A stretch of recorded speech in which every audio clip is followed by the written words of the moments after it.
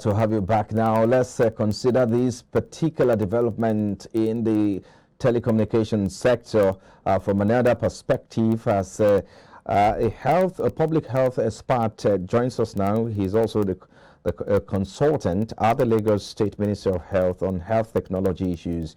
Mr. Moses Brimer, he joins us via the telephone now. Thank you for your time. We appreciate you. Thank you very much. Thank you for having me. Yeah. Give us your take on this development. What is likely to change with this new tax on telephone calls, which the government intends to use the proceeds to fund free health care for the vulnerable? What's your take on this? Okay, first and foremost, like every other sector, the healthcare is a sector that we all know that needs a lot of funding. There's need for a lot of changes. There's need for the government to find ways and means to create additional access to healthcare through insurance for Nigerians, especially for the vulnerables, which this fund is supposed to support.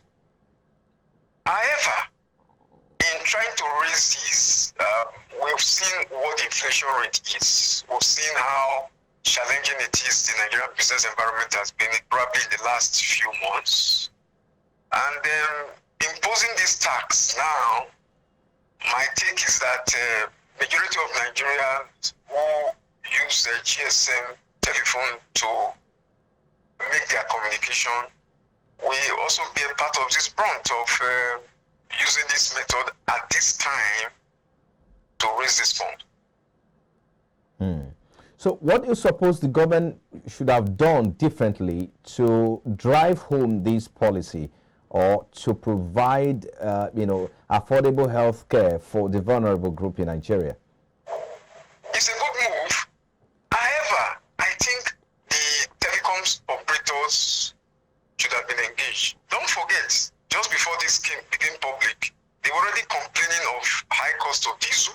They've already written saying that they want to increase their charges by about 40% across board through the NCC to the federal government. And while they are still waiting for response on that, and this whole new development happen, saying that they were making a bit more deductions from them, which means those costs too also needs to be passed to the public, to you and I. So, and we all understand what is going on. Why that may not be a bad idea to exploit this means, because already it's imputed in the bill, the National Health Insurance Bill. It is there that they should be one of the sources.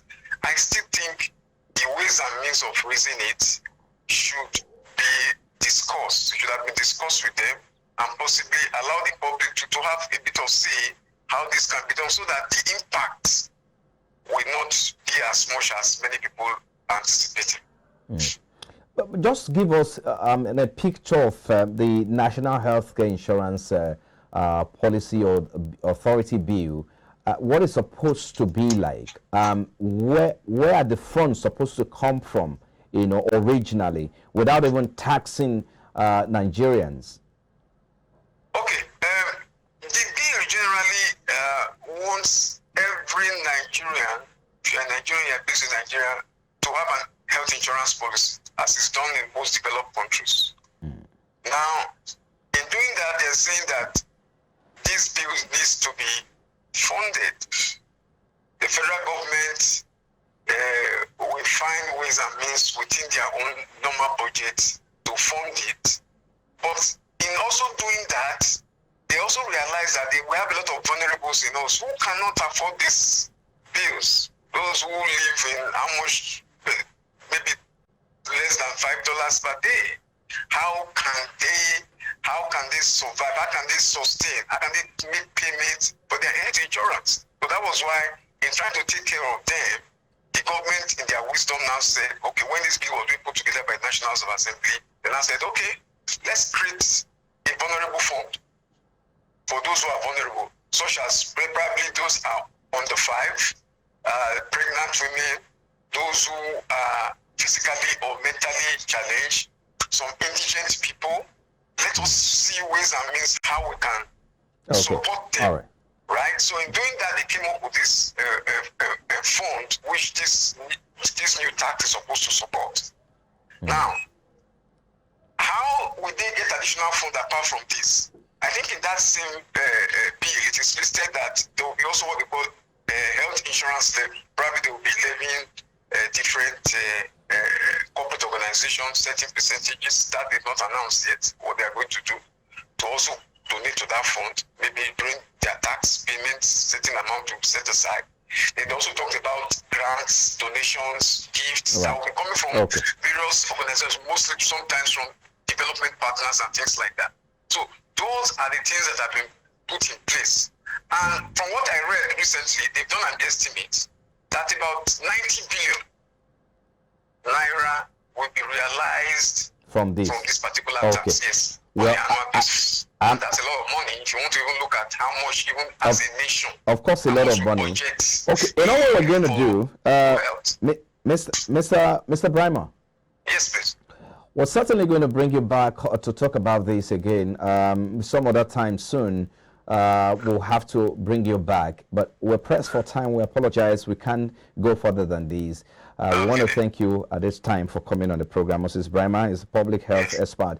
We appreciate you on Business Breakfast. Thank you very much. Bye. All right. And after the break, Brent crude futures rose 82 cents to 113.37 barreled in early trade on Monday. We'll be back in a moment to bring you details. Please stay with us.